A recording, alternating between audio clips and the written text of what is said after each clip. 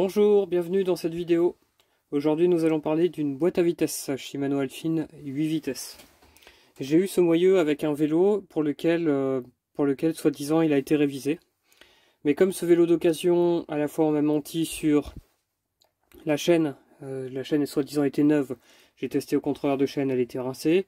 Le porte-bagages en alu qui finalement était en acier. Donc je suis plus à une surprise près. Par conséquent, vu le peu de confiance que j'ai, etc., je souhaite revendre le vélo. Et avant de ça, je voudrais vérifier quand même l'état de la boîte de vitesse ici, qui est une Shimano Alpine 8 vitesses comme j'ai dit tout à l'heure, et qui est de référence WH S500 comme marqué ici. On commence par enlever les écrous et les rondelles anti-rotation. Donc il y en a une de chaque côté et les couleurs sont importantes. Donc bien penser à les remonter dans le même sens au remontage. De l'autre côté également, on enlève l'écrou borgne, la rondelle anti-rotation et on va enlever le disque également parce qu'il va nous gêner. On continue avec le disque avec un écrou Centerlock ici. Donc il y a une seule vis qui permet de centrer et de serrer le disque, contrairement aux 6 vis. Ça se fait, on peut les démonter avec un démonte cassette. Donc on met l'outil. Et on peut desserrer. Alors si je me trompe pas, ah si je me trompe, je croyais que je les avais desserrés, mais en fait non, pas du tout. Voilà. Vu que ça faisait un moment que je le stockais dans le garage, et bien je pensais que je l'avais desserré préalablement. Donc ça, le disque, on peut le mettre de côté. On fera attention à pas mettre de gras dessus, alors pas le mettre avec les autres pièces grasses. Maintenant, ce que je vais faire, c'est que je vais séparer le cône qui est déjà desserré. Bon, ben ça vient à la main, ça c'est pas normal. Parce que je vais séparer, tant qu'on est de ce côté-là, je vais séparer le cône. Donc qui est ici, donc la pièce 20 c'est l'écrou, le 22 c'est la rondelle anti-rotation, 23 et 24, ça c'est le cône. 23, 24, 25 là, donc on va enlever ça. Et généralement toute la cartouche, donc internal assembly ici, toute cette partie-là vient après. Et comme ça, on tournera la roue qu'une seule fois, ce sera plus pratique. Le cône est déposé, on retourne la roue. Et on va tenter de sortir la cartouche.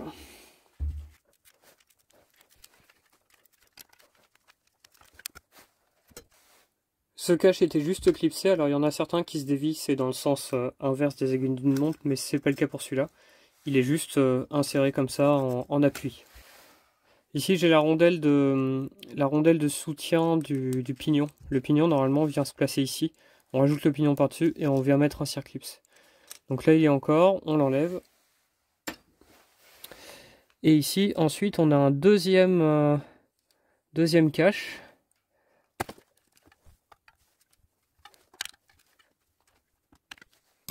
Le deuxième cache est retiré.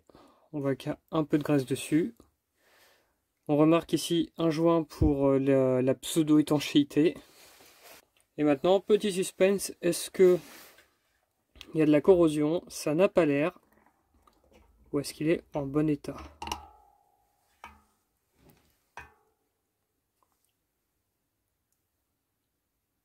Ça a l'air d'aller. Il est assez graissé. Il n'y a pas de corrosion. A priori, pas de billes éclatées. On va mettre ça sur les taux et on va regarder ça. Du côté de l'intérieur du hub, bon, vu que c'est très graisseux, bah, on peut pas voir grand chose. Mais ça n'a pas l'air particulièrement dégueulasse non plus. La cartouche est maintenant posée sur les taux. Donc voici d'un peu plus près l'ensemble. On voit que les pignons sont plutôt en bon état, il n'y a pas trop de problème. C'est très graisseux à l'intérieur, vous allez voir ça. Et avec l'éclaté, on va pouvoir aller un peu plus loin. Cet éclaté, il nous dit... Donc ça, ce manuel là, je l'ai pas volé. Il est disponible sur le site internet de chez Shimano. Donc vous pouvez tout à fait le retrouver dans la partie manuelle. Je vous mettrai un lien dans la description si j'y pense. Au pire, vous me le rappellerez. Ici, on a un petit circlips qui permet de détacher cet ensemble là. Aussi, ici, on a un petit circlips à l'arrière de cette bague. Donc on va tenter de se focaliser sur cette partie-là. Et comme ça, on aura l'axe qui permet de passer de vitesse à part. Et on pourra voir s'il y a une usure. Je commence par retirer le circlips qui est ici. Alors il est lâche, je pense qu'il a déjà dû être enlevé ou quelque chose comme ça. Parce que vous voyez, je force à peine et il avait du jeu. Il aurait fallu soit le remplacer, soit remettre un coup de... Je pense que je vais remettre un coup de serrage parce que j'en ai pas d'autres. J'ai pas trop de pièces détachées. Et ensuite on est censé pouvoir retirer tout l'ensemble. Maintenant qu'on a l'axe, on peut voir la partie qui permet de passer les vitesses. Donc ce sont ces petites pièces ici, là, là. Et ça permet en fait de verrouiller, de verrouiller plus ou moins certains pignons de l'épicycloïdal. Je vous montre vite fait. Ici, lorsqu'on se met à tourner entre le rouleau ici, donc le rouleau qui est en fait une sorte de roue libre, je vous montre ça juste après, et cette partie-là, là, ce qui se passe, c'est que à l'intérieur, si vous observez bien, il y a 3 vitesses de rotation différentes. Celle qui est tout au fond va le plus vite. Celle qui est le plus proche de vous, là, c'est la plus lente. Et l'intermédiaire, bah, c'est celle qui va à l'intermédiaire. Ce que je vais commencer par faire, ici, ça va être de nettoyer toute cette partie sur l'axe. C'est le plus simple à faire. Donc on a un grand roulement. Donc celui-là, il vient en appui contre la cage, enfin le boîtier extérieur, si je peux appeler ça comme ça. Donc il faut qu'il soit propre. Et ensuite, peut-être que j'attaquerai la partie ici de la partie deuxième embrayage. Il y a une pièce ici qui se pousse selon la vitesse engagée. Ici, là. C'est comme si vous doubliez le nombre de vitesses avec ce système-là. On poursuit le démontage. Alors là, on est du côté opposé qu'on a retiré tout à l'heure. C'est-à-dire qu'on est du côté du pignon. Vous voyez, ici, c'est là où vient se placer le pignon sur la boîte. Sur le moyeu à vitesse. Et de l'autre côté, du côté opposé, c'est là où on avait cette cartouche. Donc ça, on va s'en occuper dans un deuxième temps. Et on va s'attaquer à ce côté-là. Sur la vue éclatée, on est ici au 19. Donc s'il s'agit d'un écrou de verrouillage, on a une rondelle ici, une autre pièce, le sélecteur de vitesse, un cône, un roulement, et derrière, on a un ressort. Un ressort avec cette petite pièce qui vient s'enclencher ou non dans la cartouche quand c'est nécessaire. On commence donc par l'écrou de verrouillage. Donc là il faut une clé à cône ou comme je le fais là, c'est une clé que j'ai tout simplement affinée avec un tour et un mollet. Et ça marche très bien. On se met là, hop.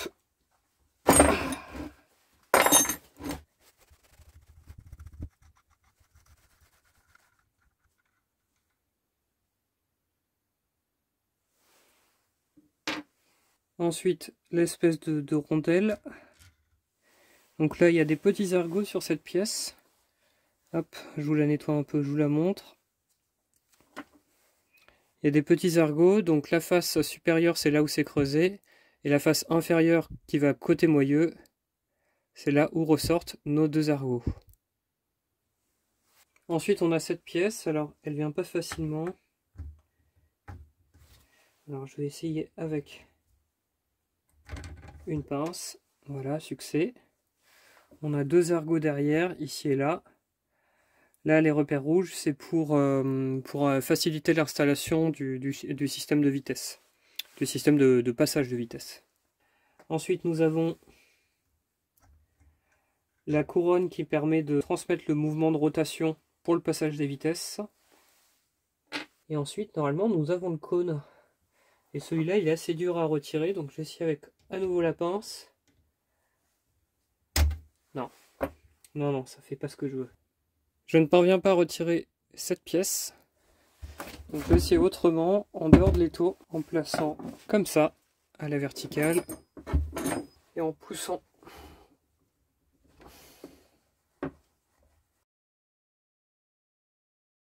Je tente au marteau.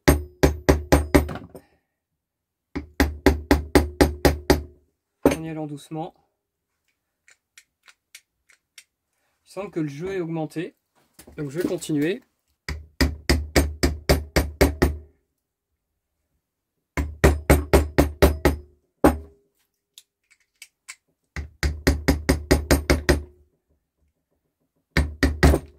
Hop, c'est sorti. Donc on a ce cône là. Donc c'est pour ça que je voulais pas trop le prendre avec le tournevis. Je préférais que ce soit les billes qui appuient directement. Ensuite, le roulement à billes avec sa petite cage. Et ensuite cette pièce là. Et enfin le ressort. On remarque que d'ailleurs le ressort a un sens. De ce côté, le bout du ressort va bien dans la gorge, juste ici. Et le côté opposé, il est plus étroit et il n'y descend pas. Donc on ne peut pas se tromper au remontage. Ensuite, on a cette pièce-là. Hop. C'est celle-ci qui avance dans cette partie-là. Et je ne pense pas aller plus loin pour le démontage parce que après, là-dedans, il y a toute une ribambelle de ressorts que je ne veux absolument pas toucher. J'ai déjà vu d'autres tutoriels où ils le faisaient. Et je vais pas faire la même chose. Clairement, je vais pas m'amuser à démonter tous ces petits ressorts qui n'attendent qu'une chose, c'est de sauter. Et déjà pour les retrouver, c'est galère. Et ensuite, faut pouvoir les rebander comme il faut. Donc avec des pinces plates, etc., c'est vite compliqué. Je passe au nettoyage de l'axe et ensuite, je nettoierai toutes les autres petites pièces et on fera le remontage complet. L'axe est maintenant nettoyé, on peut voir qu'il y a un petit peu d'usure, mais globalement il n'y a pas de gros dégâts. Donc tout va bien de ce côté-là, franchement c'est bien. Le pignon ici qui est fixe, c'est pareil, il est nickel, il n'y a pas de problème. Donc voilà, pas de mauvaise surprise. Maintenant on va passer à la cartouche. Alors pour aller le plus loin dans la cartouche, selon l'éclaté, après il n'y a plus de détails sur l'éclaté, mais bon, j'essaierai d'aller plus loin. On a ici un petit ergot juste au bout de mon tournevis ici. Et ce petit ergot, si je ne me trompe pas, nous permet de sortir un circlips.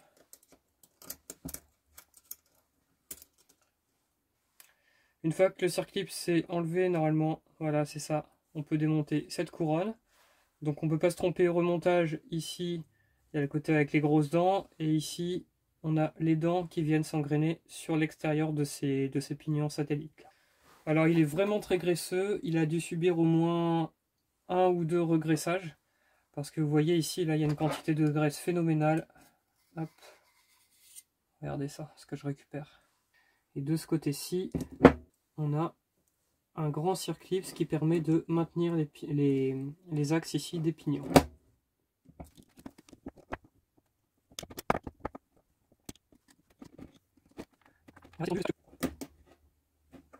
Voilà. Il a fini par sortir. Est-ce que j'arrive à enlever les axes ou pas?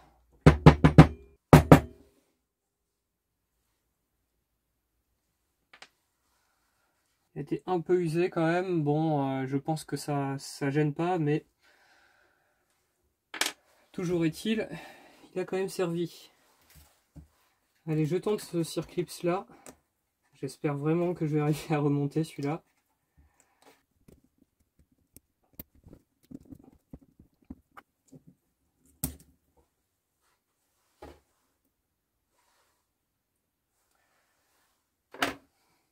Maintenant, je pense que j'ai suffisamment démonté. Je me sens pas d'attaquer ce côté-ci. On a un circlips là. Je vais pas aller plus loin. Le but, c'est quand même de refaire rouler le vélo. Même si je dis ça, je disais ça aussi pour la vidéo sur Stormy Archer. Mais le Stormy Archer est beaucoup plus simple quand même mécaniquement que ça. J'en profite ici pour vous montrer un petit truc. C'est que on a cette bande avec des rouleaux dessus. Vous voyez, on a des rouleaux qui ont un degré de liberté ici. Et lorsque ces rouleaux-là viennent là-dessus, on a des petites pentes. Donc ce qui fait que par exemple, si on veut aller par là, ce qui va se passer, c'est que la pente va monter, va vouloir faire monter les rouleaux, et le diamètre global de cette pièce-là va, entre guillemets, augmenter.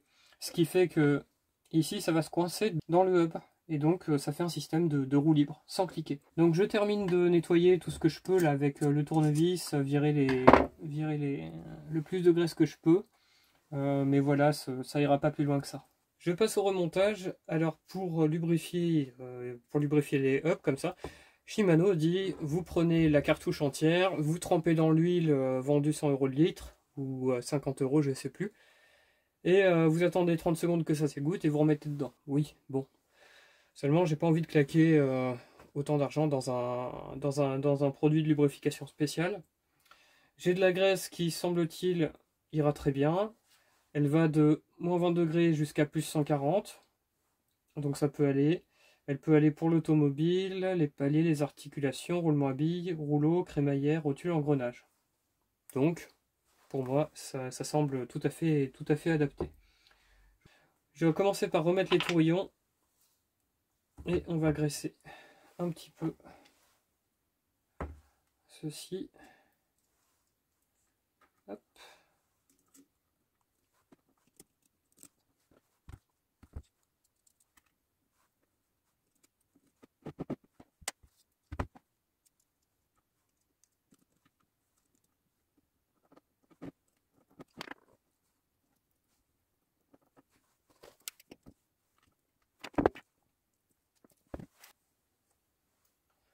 On passe au circlips. Alors le circlips, je viens de remarquer qu'il a un petit angle ici qui redescend.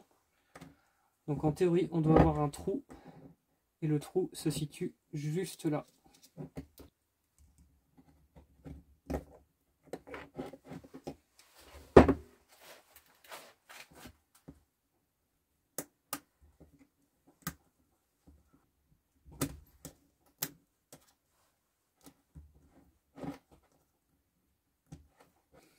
Ce côté-ci c'est bon, les tourillons sont remontés. Enfin les tourillons sont remontés et le circlips de verrouillage passe bien devant. On se retrouve de l'autre côté. On vient remettre le petit truc à château fort là que je vous ai dit tout à l'heure.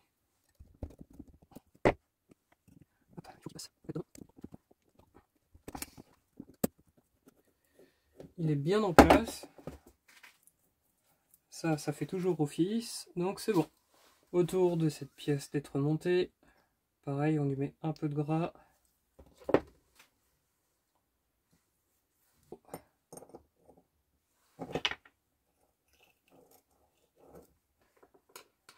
Et on remet son petit circlips.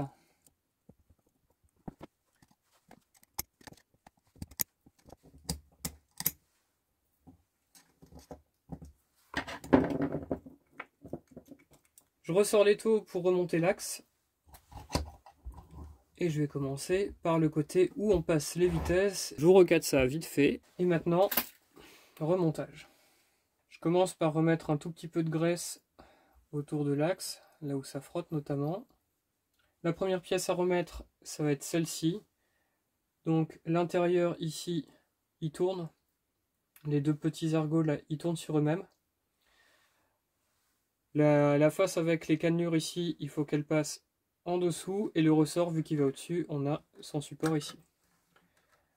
Alors, il faut faire un petit parcours du combattant. Et les petits ergots que je vous ai montré tout à l'heure, elles doivent tomber à plat, mais au fond ici. Alors, je vais vous montrer de votre côté, ici, là. J'installe le ressort. Là, on a dit tout à l'heure qu'on ne pouvait pas se tromper. J'essaie dans l'autre sens. On peut toujours pas se tromper, c'est très bien. Ensuite, il nous faut la cloche extérieure.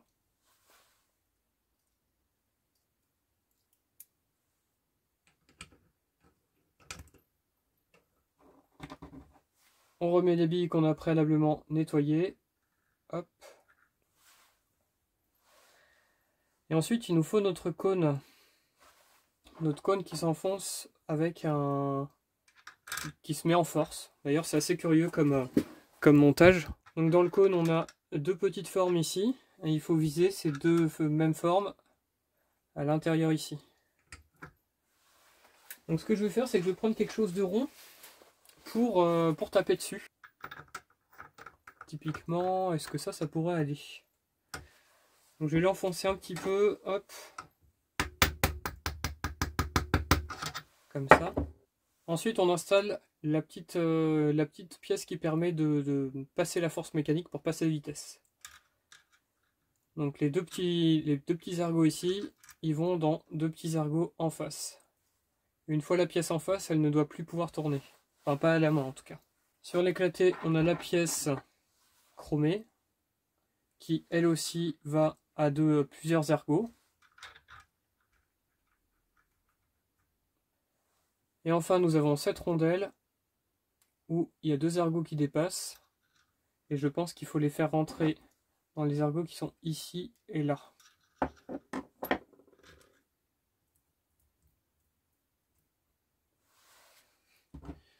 On peut enfin remettre l'écrou de serrage.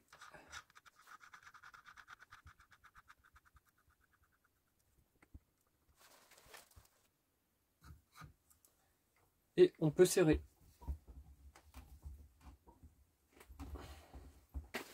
Je repasse du côté de la cartouche. Ici, je remets un peu de graisse, pareil. Je remets les billes. Et enfin, on peut remettre la cartouche.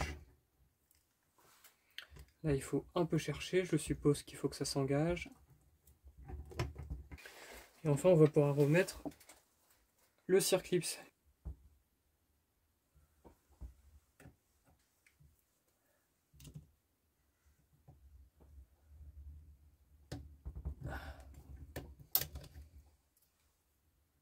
Pourquoi il a sauté?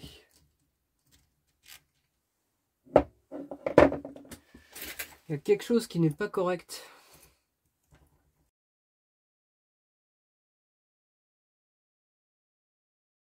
Bon, a priori, j'ai trouvé le problème. Il s'agissait de cette pièce là. Tout à l'heure, je vous disais qu'il y avait 2 petits ergots à pas rater. Et je crois que j'en ai raté un. Et ça, c'est du coup, bah, ça serrait. Donc là, je vais tenter de remettre la cloche, enfin la cartouche. Voilà. Et là, sans forcer, directement, j'ai la gorge qui est disponible pour la goupille, enfin le circlips que j'ai perdu, bien entendu. Et le bruit est complètement différent, il est beaucoup mieux.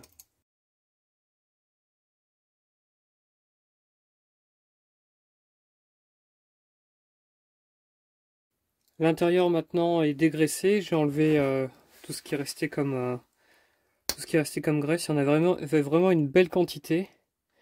J'ai juste regraissé un petit peu là où les rouleaux vont appuyer. Aussi, j'en ai appliqué ici, là où le roulement va s'appuyer aussi sur la piste. Du côté opposé, je vais remettre aussi un peu de graisse. Et maintenant, je vais pouvoir remettre la cartouche après avoir inversé ce roulement-là. Je m'étais trompé de sens pour ce roulement-là. Alors peut-être que les plus attentifs d'entre vous l'ont vu. Mais voilà, maintenant il tourne parfaitement. Et franchement, faut pas hésiter à redémonter si jamais ça force. Parce que là, tout à l'heure, le fait de le prendre par l'axe ici et de maintenir cette bague ici noire, eh ben j'y arrivais pas. J'arrivais pas à le tourner. Donc on l'insère. Hop. Comme ça.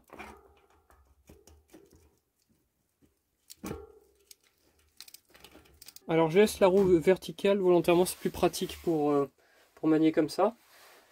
Je vais remettre le cône, donc du côté opposé, et tant que cette pièce n'est pas installée, la cartouche peut sortir.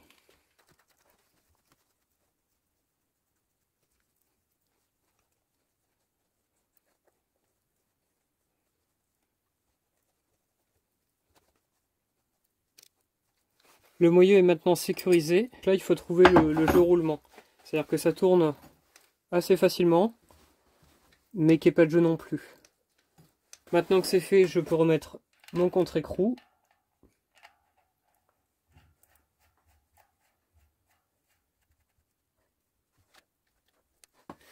Et si le réglage est bon, si je peux le tourner, ça va bien, et bien je vais pouvoir bloquer.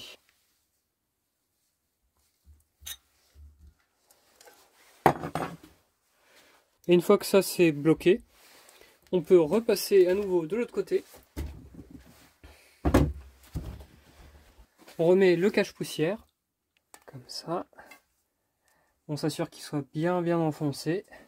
Ensuite, on peut remettre le cache tête d'oreillon, on va appeler ça. Le petit support pour le pignon. Ensuite on réinstalle le pignon. Ici c'est un pignon de 22 de mémoire, parce que c'est même pas marqué dessus. Bon. Alors à plat c'est un peu plus simple pour enfiler le circlips. Je sais pas si vous voyez grand chose, mais ça y est. J'ai un côté qui est mis. Là je le verrouille.